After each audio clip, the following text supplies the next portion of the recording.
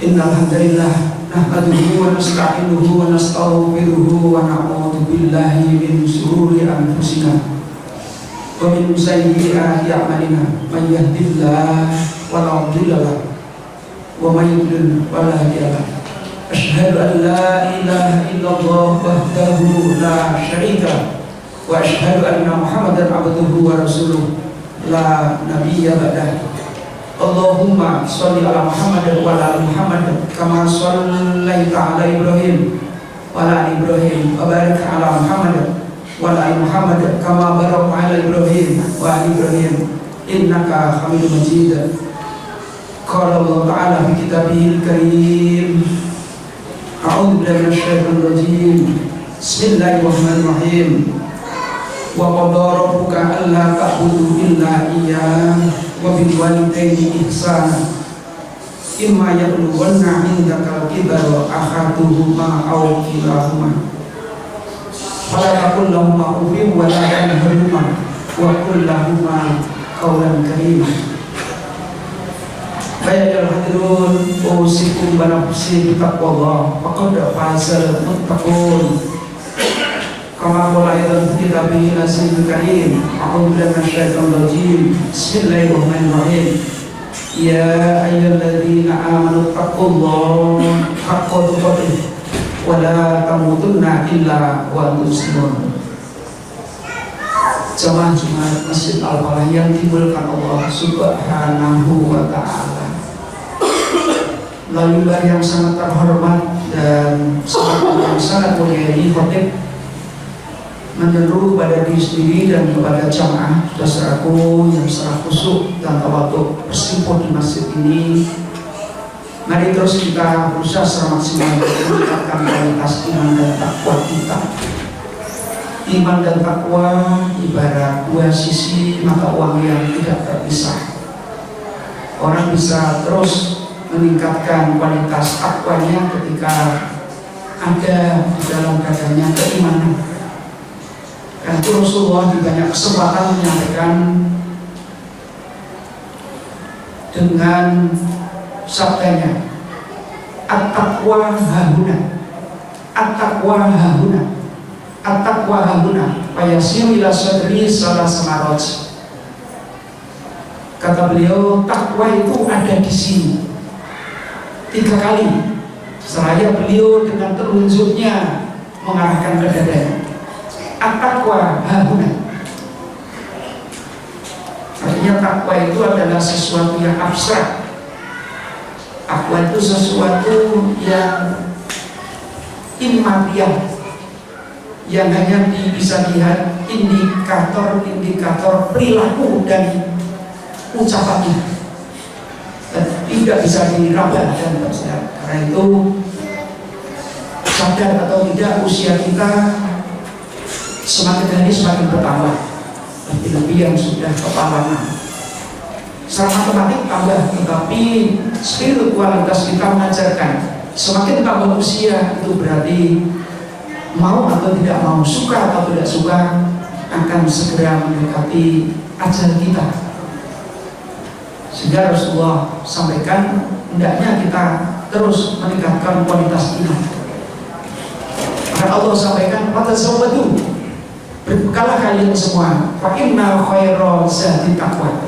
Sesungguhnya sebaik-baik bekal hidup di dunia dan kelak mempertanggungjawabkan amalan kita itu di akhirat hanya satu, yakni ketakwaan yang kita pertanggungjawabkan di hadapan Allah Subhanahu wa ta'ala.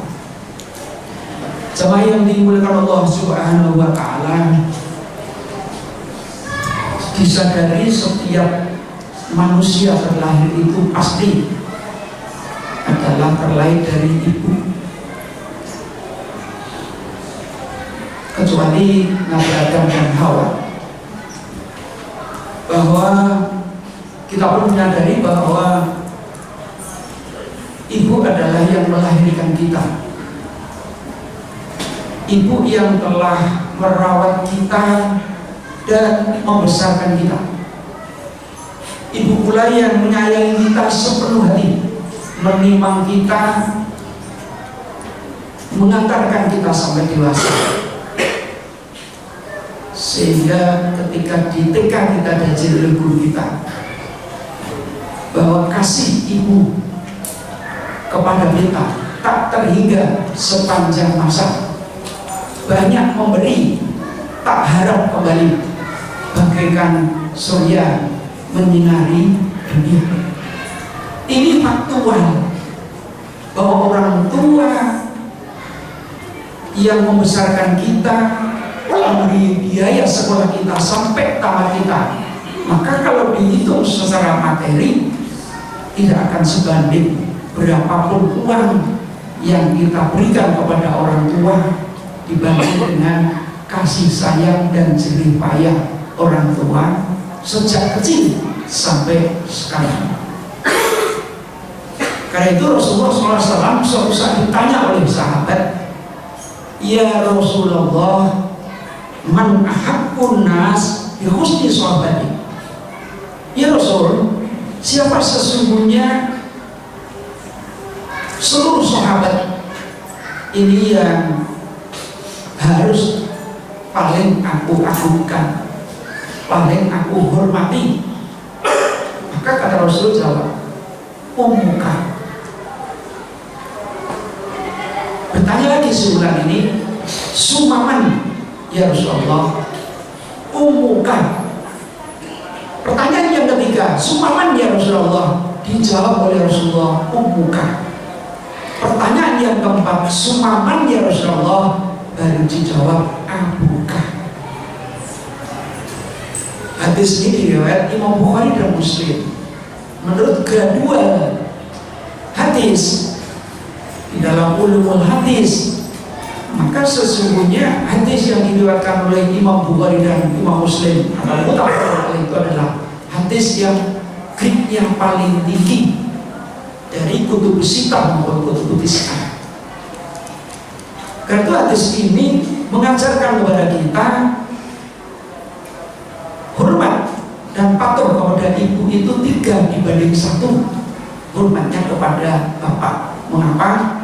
Sadar atau tidak, ibu sejak mengandung bulan-bulan pertama makannya sudah terganggu, sehingga orang menyebut wahnan ala wahni wa bisolum bi amin, payah bertambah payah. Apalagi kandungannya usia 9 bulan, tidur tidak nyenyak, makan tidak enak, miring kesulitan, apalagi tengkurap. Ini adalah jerih payah. Kita lahir, ibu harus menyusui. Ketika kita sakit, maka ibu juga sakit secara psikis maupun secara fisik. Ini sudah pasti. Di tengah malam terjaga kebangunan karena nangis kita minta diasi dan seterusnya. Karena itu Allah tegaskan di dalam salah satu firman-Nya di dalam Al-Isra ayat yang ke-23, wa qadha rabbuka alla ta'budu illa iyyah, dan aku pesankan, aku wajibkan kepada manusia untuk hanya menyembah kepada Allah Subhanahu wa ta'ala. Wabil, diteruskan oleh Allah, wabil walidaini ihsana, dan kepada kedua orang tua harus berbuat baik. Jadi ketika kita syukur kepada Allah, dilanjutkan syukur kepada kedua orang tua. Bahkan di ayat lain Allah sampaikan, anishkurli wali walidaini, bersyukurlah kepadaku dan berterima kasihlah kepada kedua orang tua. Ayat ini kemudian dilanjutkan, imma yablughanna indakal ibara ahaduhuma aw kilahuma, dan ketika seorang atau kedua-duanya usia renta dan dalam tanggung jawabmu,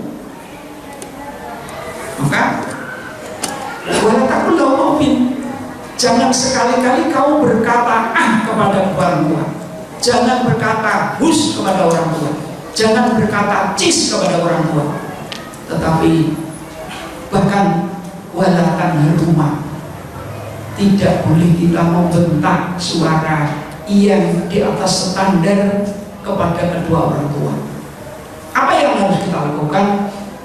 akhir ayat Allah sampaikan, wa qul lahuma qaulan karima, adalah kalian berucap kepada kedua orang tua qaulan karima, ucapan yang sejuk, ucapan yang menghormat, ucapan yang tawadhu kepada kedua orang tua. Jemaah yang dimuliakan Allah Subhanahu wa taala, ayat ini memberikan pembelajaran kepada kita bahwa kita harus berbakti kepada orang tua. Yang pertama dengan cara menghormati kepada kedua orang tua. Yang kedua berkata baik.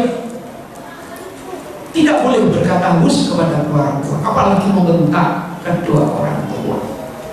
Yang ketiga, kita tidak boleh berbuat durhaka kepada kedua orang tua. Ketika durhaka kepada kedua orang tua, dipastikan hidup kita tidak indah, hidup kita tidak barokah. Kita bisa menengok saudara-saudara kita yang di kanan kiri kita, yang ia kemudian sering menyakiti, sering mendurhakai orang tua. Insya Allah hidupnya tidak akan barokah, hidupnya tidak akan enak, karena orang tua disakiti. Karena itu suatu saat Rasulullah juga ditanya oleh seorang sahabat yang kita kenal dengan Ibnu Mas'ud. Ia bertanya pada Rasul, "Sa'altu ya Rasulullah, ayu amali ahabbu ilallah." Ya Rasul, amal apa kalau saya lakukan Allah itu cinta kepadamu, sangat cinta kepadamu? Maka Rasul menjawab, amal yang ketika kita lakukan Allah cinta kepada kita, yang pertama adalah as-sholatu ala waqtiha, sholat di awal waktu, sholat tepat pada waktu, tidak diolor-olor. Waktunya zuhur tidak sampai menjelang asar baru sholat, waktunya asar menjelang maghrib baru sholat. Sering kita sampaikan gitu, menjadi kiai syarif, asarnya bersamaan, orang sudah menjelang sholat maghrib. Sholat subuh kesiangan saat orang sudah mulai sholat duha, maka yang dikenal dengan kiai subuh, kiai yang sholat subuh bersamaan dengan orang-orang yang sudah sholat duha. Nah, tidak benar, karena ini adalah salah satu amal yang ketika kita lakukan Allah cinta kepada kita. Yang kedua kata Rasul, birrul walidain. Amal yang ketika kau lakukan Allah cinta kepada kalian adalah birrul walidain, berbakti kepada kedua orang tua, hormat dan patuh kepada kedua orang tua. Yang ketiga kata Rasul, amal yang ketika kau lakukan Allah cinta kepada kalian adalah al-jihadu fisabilillah, jihad fisabilillah. Jihad dalam konteks sekarang adalah tidak lagi jihad dalam kondisi perang seperti di Palestina, tapi untuk kita tinggalkan aktivitas hari ini mulai pagi sampai jam 11, kita tinggalkan sejenak, berjihad di jalan Allah. Kita datang ke Masjid Al-Falah dalam rangka untuk memenuhi kewajiban kita sebagai orang muslim. Ini jihad.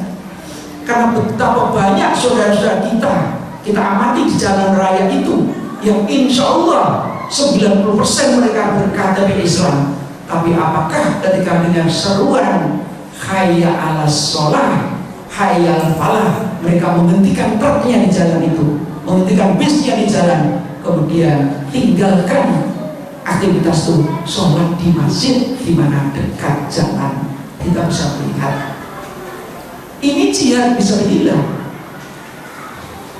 Sesuap nasi seteguk air, kemudian kita nyetir di jalan, kemudian kita abaikan seruan, mari kita sholat, mari kita berbahagia.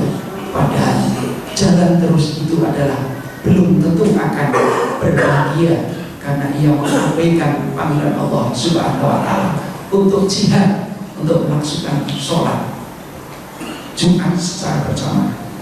Jemaah yang dimuliakan Allah Subhanahu wa taala, pertanyaan besarnya, kenapa Rasulullah hanya menyebutkan 3 perkara yang paling dicintai Allah ketika kita lakukan?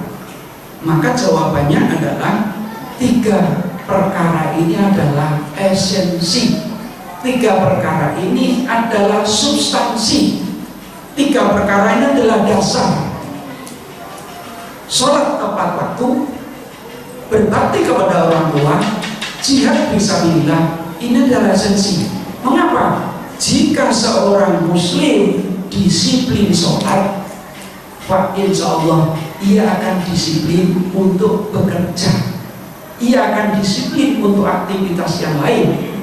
Rasul di hadis lain sampaikan, ketika orang itu sholatnya baik, maka insya Allah amaliyah di luar sholat juga akan baik.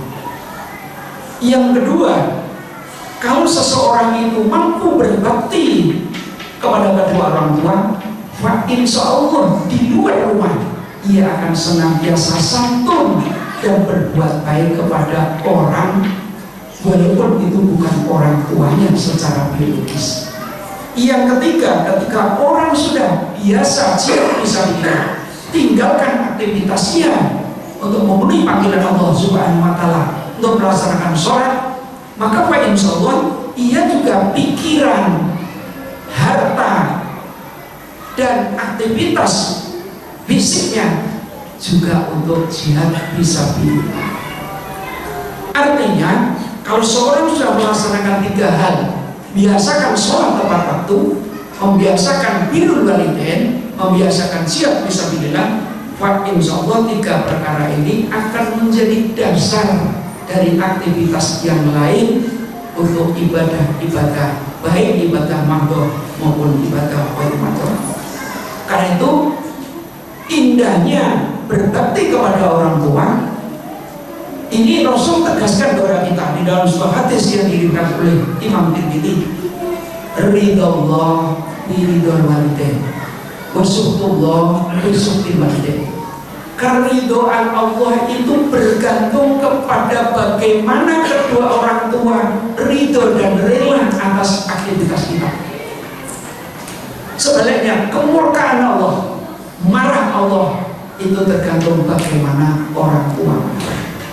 Maka anak-anakku, kalau orang tua tidak ridho atas perbuatan kita, sebelum kita melangkah dari rumah membuka pintu, ketika orang tua tidak rela, orang tua tidak ridho, jangan coba-coba durhaka kepada orang tua. Maka di jalan Anda akan mendapatkan adab dari Allah Subhanahu wa Ta'ala. Karena Allah marah ketika orang tua tidak ridho. Tapi ketika orang tua ridho, maka perjalanan kita sejak buka pintu rumah kita sampai di perjalanan, karena orang tua ridho, maka Allah akan meridhoi perjalanan kita. Aku qouli hadza wastaghfirullah li wa lakum innahu huwal ghafurur rahim.